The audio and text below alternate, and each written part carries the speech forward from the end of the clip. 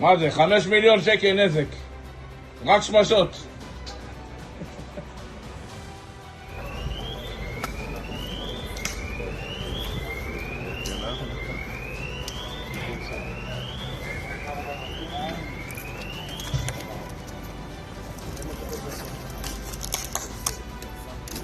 תפילה ממש פה, קרוב מאוד לפלאפל אהרון, נזקים מסביב, אפשר לראות את ריחות הפיח ואבק שריפה לא ניתן להעביר.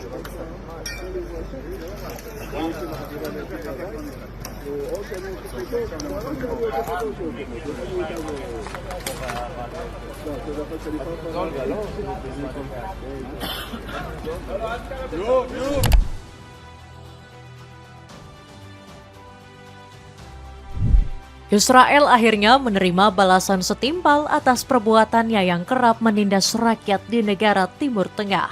Seperti peribahasa, apa yang kamu lakukan, itu pula yang akan kembali kepadamu. Peribahasa ini sangat cocok menggambarkan bagaimana Israel kewalahan dengan serangan para musuh. Mereka bak singa yang lapar untuk menghancurkan kesombongan Zionis di muka bumi.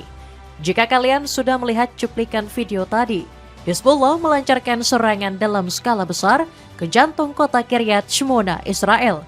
Sirene perang kembali meraung-raung yang menandakan perang besar telah dimulai. Serangan Hizbullah mampu membuat sebagian bangunan hancur dan bikin warga panik seketika. Ada satu pertanyaan yang terlintas di pikiran. Mampukah Israel menghadapi gejolak kemarahan dari para musuh mereka? Zionis hampir dipastikan tidak akan mendapat bantuan dan dukungan dari Uni Eropa yang sudah resmi menjatuhkan sanksi. Mampukah Israel bertahan di tengah kemarahan aliansi yang kini mulai ikut melemahkan Israel? Cetak Gol coba merangkum karma pedih Israel semua membalaskan dendam untuk hancurkan Zionis sebagai berikut. Kota Kiryat Shmona, Israel mencekam dihujani roket. Ketegangan di Timur Tengah kembali memanas dan memasuki titik yang paling mengkhawatirkan. Semua ini bermula dari sikap sang pembuat onar, siapa lagi kalau bukan Benjamin Netanyahu. Perdana Menteri Israel itu masih dengan ambisinya, yakni bisa menguasai sepertiga kawasan Timur Tengah. Setelah menjajah Palestina, target selanjutnya adalah menguasai kawasan Lebanon. Gak mengherankan militer Zionis kembali melancarkan serangan besar dalam beberapa hari terakhir. IDF memperluas daerah kekuasaannya hingga Sungai Litani dan mengepung kota Nabatiyeh. Seketika salah satu kota terbesar di Lebanon ini luluh lantak akibat serangan Zionis. Kami akan menampilkan beberapa footage yang memperlihatkan bagaimana mencekamnya di kota Nabatiyeh.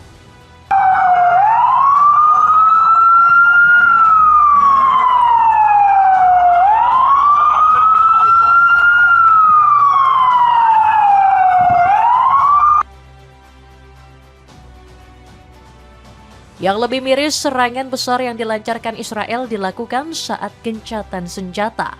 Pemerintah Lebanon turut mengecam serangan udara skala besar yang dilakukan militer Zionis. Nawaf Salam mengatakan Israel secara sengaja menyerang Lebanon dengan tujuan membumi hanguskan. Dalam artian punya misi untuk mengusir dan melenyapkan penduduk asli Lebanon. Menurut Perdana Menteri Lebanon ini, tindakan ini bertentangan dengan norma dan hukum internasional. Apa yang dilakukan Israel bukan hanya pelanggaran terhadap kedaulatan Lebanon, tetapi juga upaya mencabut akar memori atas tanah ini dan menghapus sejarah rakyat, tegas Nawaf Salam. Sudah beribu-ribu kali Zionis tidak mempan hanya diperingatkan saja. Ibarat masuk telinga kanan keluar telinga kiri. Zionis seolah sudah dipengaruhi oleh bisikan setan yang keji. Bukannya berpikir karena sudah membunuh ribuan rakyat Lebanon, Benjamin Netanyahu malah bangga. Perdana Menteri Israel ini bahkan mengklaim kemenangan di tanah Kanaan. Netanyahu mengatakan telah membunuh 900 anggota Hizbullah dalam perang yang bergejolak. הלילה הלוחמים הגיבורים שלנו כבשו את מוצב הבופור. הם הניפו שם בגאווה את דגל מדינת ישראל ואת דגל חטיבת גולני. אני הנחיתי את צה"ל להרחיב את התמרון בלבנון. הכוחות שלנו חצו את הליטני הם תפסו שטחים שולטים, הם כבשו את רכס הבופור. ועכשיו ההנחיה שלי היא להעמיק ולהרחיב את האחיזה שלנו במקומות שהיו בתפיסת חיזבאללה. Gak cuma itu, Netanyahu juga mengklaim telah merebut Kastil Beaufort berusia 900 tahun. Israel Katz selaku Menteri Pertahanan mengatakan kastil ini telah resmi menjadi milik Israel. Kastil Beaufort sendiri punya nilai simbolis yang kuat. Israel pernah menduduki kastil ini pada Perang Lebanon pertama pada tahun 1982, sebelum akhirnya mundur di tahun 2000. הלילה הלוחמים הגיבורים שלנו כבשו את מוצב הבופור. הם הניפו שם בגאווה את דגל מדינת ישראל ואת דגל חטיבת גולני. אני מזכיר לכם שלפני 44 שנים המקום הזה היה סמל לקרב גבורה הירואי של לוחמינו, אבל גם היה סמל למחלוקת עמוקה בתוכנו. היום חזרנו לבופור אחרת. חזרנו מאוחדים, נחושים, חזקים מאי פעם. אני דיברתי עם הלוחמים בגבול הצפון ביום שישי, הם אמרו לי, ספר לעם ישראל מה אנחנו עושים פה. ראש הממשלה, הציבור לא יודע איזה הישגים יש לנו. ובכן, מתחילת מלחמת התקומה, אנחנו חיסלנו 8,000 מחבלי חיזבאללה. מאז שהגת הארי, 3,000. בחודש האחרון בלבד, 700. זה יותר מכל מה שחיסלנו במהלך מלחמת לבנון השנייה. אני הנחיתי את צה"ל להרחיב את התמרון בלבנון. הכוחות שלנו חצו את הליטני, הם תפסו שטחים שולטים, הם כבשו את רכס הבופור. ועכשיו ההנחיה שלי היא להעמיק ולהרחיב את האחיזה שלנו במקומות שהיו בתפיסת חיזבאללה.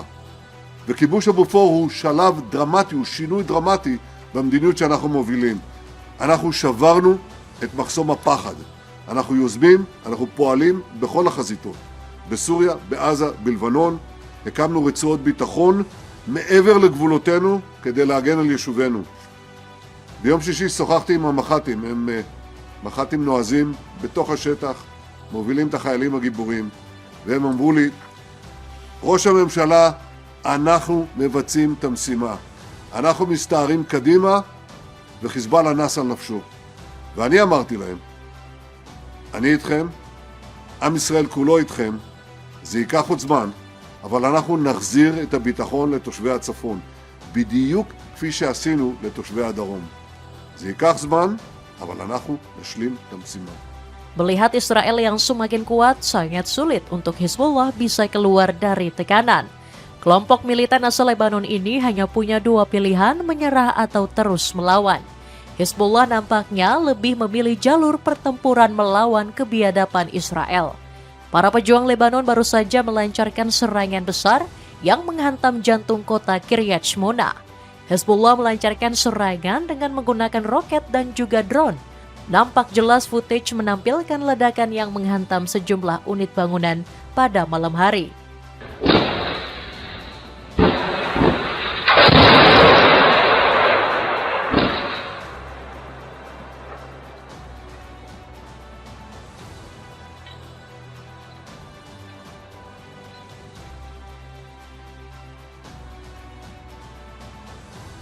Berita ini juga sudah dikonfirmasi langsung oleh media Israel seperti Haaretz. Media ini menuliskan headlines jika Hizbullah melancarkan serangan besar ke kota Kiryat Shmona. Sekilas roket Hizbullah hanya terdengar suara ledakan kecil, tetapi efek dari serangan ini juga nggak main-main dan bikin sejumlah bangunan di dekatnya ikut hancur.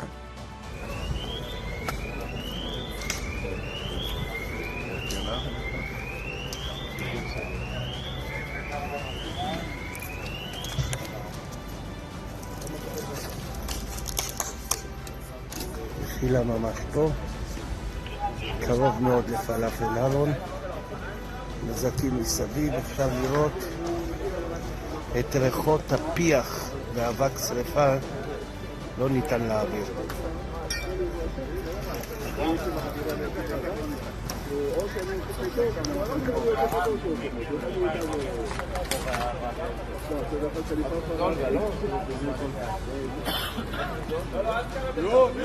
Serangan ini pun mengakibatkan satu tentara Israel harus meregang nyawa. Dengan demikian, menurut data terbaru, sebanyak 25 tentara Zionis sudah menemui ajalnya dalam perang di Lebanon. Adapun tentara Israel yang gugur teridentifikasi sebagai Sersan Staf Michael Tukin berusia 21 tahun, gugur dalam pertempuran di Lebanon Selatan, kata militer Israel. Meski terlihat kecil, serangan Hezbollah sudah cukup bikin Netanyahu kewalahan. Perdana Menteri Israel ini sampai menggelar pertemuan keamanan darurat menyusul serangan roket ke wilayah utara Israel. Media Israel yakni Channel 13 melaporkan Netanyahu mengumpulkan seluruh menteri, termasuk Israel Katz dan Kepala Staf Angkatan Bersenjata Eyal Zamir. Menurut Netanyahu, serangan Hezbollah bisa sangat mengancam kawasan Israel. Pria kelahiran Tel Aviv ini terkejut dengan skala serangan yang dilancarkan Hezbollah dalam beberapa hari terakhir. Netanyahu menduga Hezbollah telah mengubah taktiknya militernya untuk mengelabui Israel. Mereka mengkombinasikan serangan roket dan pesawat tanpa awak untuk menekan pertahanan Israel. Netanyahu bilang kalau ini merupakan situasi yang sangat kacau total. Jika tidak berbenah, kemenangan yang diraih oleh Israel dengan mudah kembali direbut oleh kelompok militer Hezbollah. Kemungkinan besar ini adalah akhir dari kedikdayaan Zionis di Lebanon. Sejumlah negara tetangga turut mengecam Israel yang telah merebut Kastil Beaufort. Mesir mendesak Israel untuk mundur dari Lebanon. Pemerintah Mesir memberikan ultimatum kepada Zionis untuk segera menarik pasukannya dari tanah Kanaan. Mereka menilai jika perebutan kastil telah melanggar kedaulatan Lebanon. Israel semakin terdesak, Uni Eropa memberikan sanksi. Seperti yang sudah-sudah, Israel sangat kebal jika hanya diberikan peringatan atau ultimatum. Ibarat sudah terpengaruh dengan bisikan iblis, Zionis harus diberi pelajaran setimpal. Dunia harus bersatu untuk mendesak Netanyahu menghentikan kekejiannya. Perserikatan Bangsa-Bangsa atau PBB sudah memasukkan Israel ke dalam daftar hitam pelaku kekerasan seksual. Seperti yang kita ketahui, gejolak peperangan tidak hanya dilakukan Zionis pada Lebanon saja. Jika kalian berpikir Palestina sudah terbebas dari cengkraman Zionis, kamu harus menyimak video ini. Setelah melakukan serangan besar pada perayaan Idul Adha, Netanyahu masih belum puas. Dia menginstruksikan untuk menguasai 70% wilayah Gaza. Menurut Netanyahu, Israel telah menguasai 50% wilayah jalur Gaza dan akan terus meluaskan ekspansinya. Arahan saya adalah bergerak ke 70%. Kami telah menekan mereka dari semua sisi. Kami akan menangani sisanya setelah itu, tegas Netanyahu. Meski telah dimasukkan PBB ke dalam daftar hitam, Tel Aviv justru tidak sadar diri. Dani Danon selaku Duta Besar Israel untuk PBB mengolok Sekjen Antonio Guterres sebagai penyebar kebohongan. Danon lantas menyerukan bahwa Israel tidak lagi terikat dengan PBB. Dia mengatakan bahwa Israel tidak membutuhkan PBB dan menyebut PBB lah yang membutuhkan Israel saat ini. Keputusan untuk memasukkan Israel ke daftar hitam dan menuduh kami menggunakan kekerasan seksual sebagai senjata perang adalah keputusan yang keterlaluan. Sekretaris Jenderal dan timnya harus menyebarkan kebohongan terhadap Israel. Menempatkan kami dan Hamas dalam daftar yang sama, itu tidak dapat diterima, tutur Danon.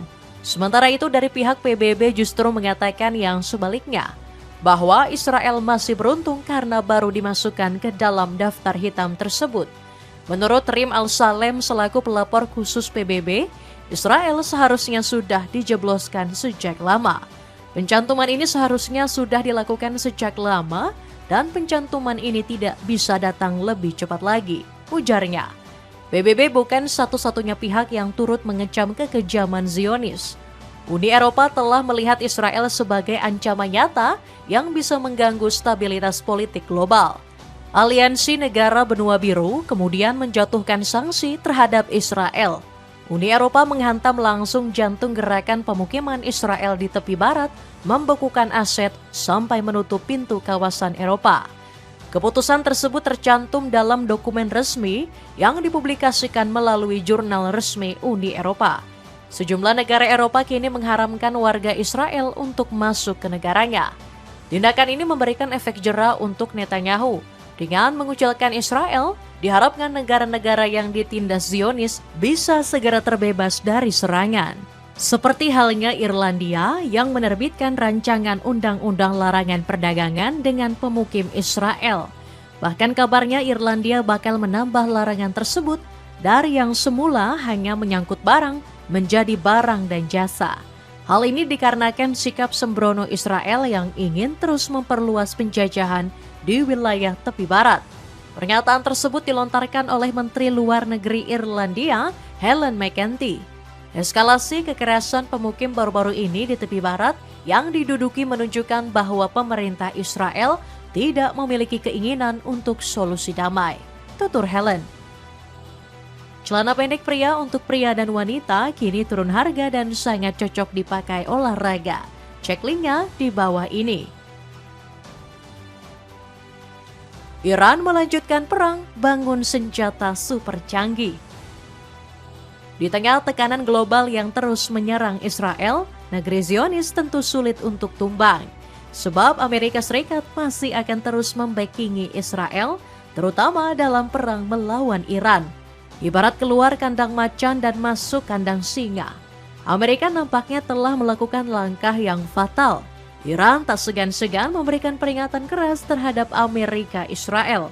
Bersumber dari CNBC Indonesia, Republik Islam Iran mengancam akan menunjukkan kiamat besar untuk Amerika. Abbas Araghchi memperingatkan setiap tindakan pembalasan akan menampilkan kejutan yang jauh lebih besar. Menteri Luar Negeri Iran itu mengancam akan membuka barisan pertahanan baru. Negeri para mullah punya kemampuan menembus pertahanan musuh hingga mengenai sasaran secara tepat. Meskipun belum diketahui jenisnya, IRGC telah berhasil mengembangkan drone canggih dengan sistem AI atau kecerdasan buatan. Drone tersebut juga dilengkapi dengan kamera khusus yang dapat berkomunikasi secara langsung. Jika sudah diterbangkan, drone ini dapat menyesuaikan jalur penerbangan dan kecepatan untuk menghindari sistem pengacauan sinyal dan pertahanan udara milik musuh. Kemampuan ini membuat Iran dapat melakukan manuver ketika berhadapan dengan sistem pertahanan Israel. Dilansir dari CNBC Indonesia, Iran juga diketahui sudah meningkatkan kemampuan rudalnya. Iran sudah mulai meningkatkan kemampuan rudal yang memiliki kecepatan supersonik.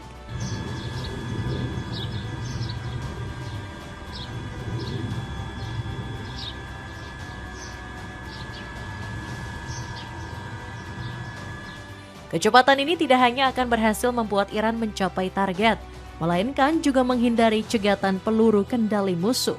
Drone canggih dan rudal supersonik ini nampaknya bukan sesuatu yang sudah diprediksi oleh Amerika dan Israel. Pasalnya, Amerika sempat terkejut ketika drone pengintai milik mereka telah dijatuhkan oleh pesawat nirawak MQ-9 Reaper di daerah Pulau Qasem, Selat Hormuz. وقتی آرش‌های پدافند کمان بکشند، پهپاد گران قیمت آمریکا این گونه مانند ضایعاتی بار قایق می شود، آن هم در تنگه هرمز. مخزن سوختن این بقایایی که می‌بینید لاشه پهپاد آمریکایی است توسط سامانه پدافند هوافضای سپاه مورد اصابت قرار گرفت. برای حفاظت هوشمند از آبهای خلیج فارس، آسمانش نیز باید در رصد باشد که هست، البته با سامانه‌های جدید پدافندی. این نتیجه همان است که سپاه میگوید رصد مداوم و همیشگی تنگه هرمز. همزمان و همسو با پدافند سپاه، پدافند ارتش هم در مکان‌های محرمانه سامانه‌های محرمانه را به کار گرفته است. این هم نتیجه آزمایش موفق آن، جایی در بیابان‌های اطراف شهر بندرعباس. آثار حجم آتشیه که بر روی این پهپاده به کار گرفته شده و اونا فکر میکردن که سامانه‌های ما توان مقابله با این پهپاده رو ندارن از این پهپاده استفاده کردن، ولی ما سامانه‌هایی داریم که منتظر بودیم همچین پهپاده بیان و دقیق قرار گرفته است. شماره سریالی که ملاحظه می‌فرمایید ثابت میکنه که این پهپاد مربوط به کشور آمریکای صهیونی هستش که علیه کشور عزیزمون به کار گرفته شده. این قسمت مسیر دسترسی کاربر صهیونی را به بخش‌های الکترونیکی این پهپاد پیشرفته فراهم می‌کرده که البته حالا با آتش سامانگ پدافند ارتش جمهوری اسلامی ایران تکه تکه شد. آرش‌های کمانگیر ایران هم در پدافند سپاه و هم در پدافند ارتش درباره سامانه‌های جدید پدافندی اطلاعاتی نمی‌دهند و می‌گویند این سامانه‌ها محرمانه است. Iran tidak hanya memberikan ancaman terbuka pada Israel, melainkan pada sekutunya Amerika Serikat. Pada Kamis lalu, Korps Garda Revolusi Iran atau IRGC sempat meluncurkan serangan balasan dengan target utama Pangkalan Udara Amerika Serikat.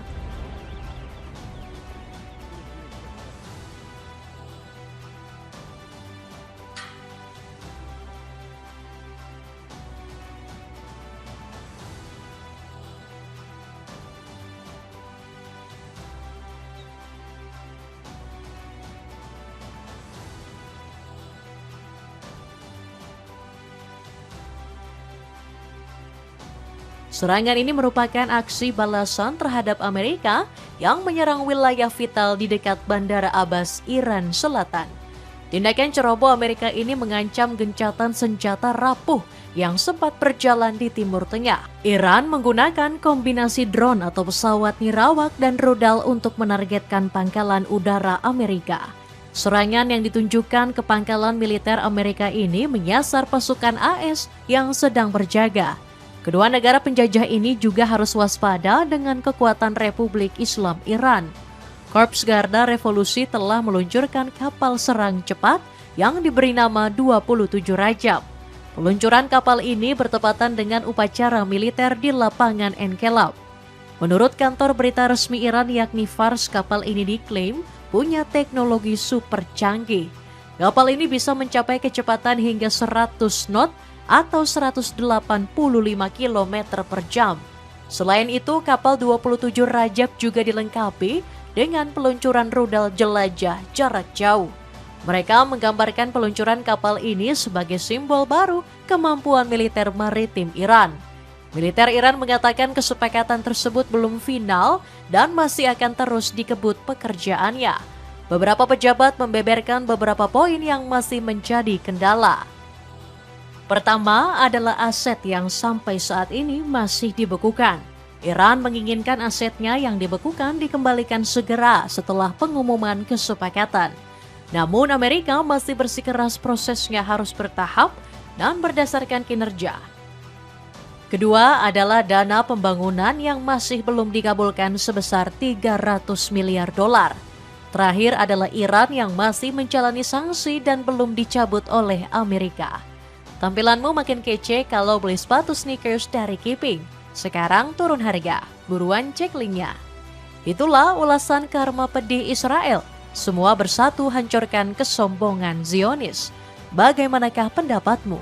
Apakah dengan tekanan dari seluruh dunia, Israel bisa menghentikan kekejiannya di Timur Tengah? Coba tulis pendapatmu di kolom komentar di bawah ini.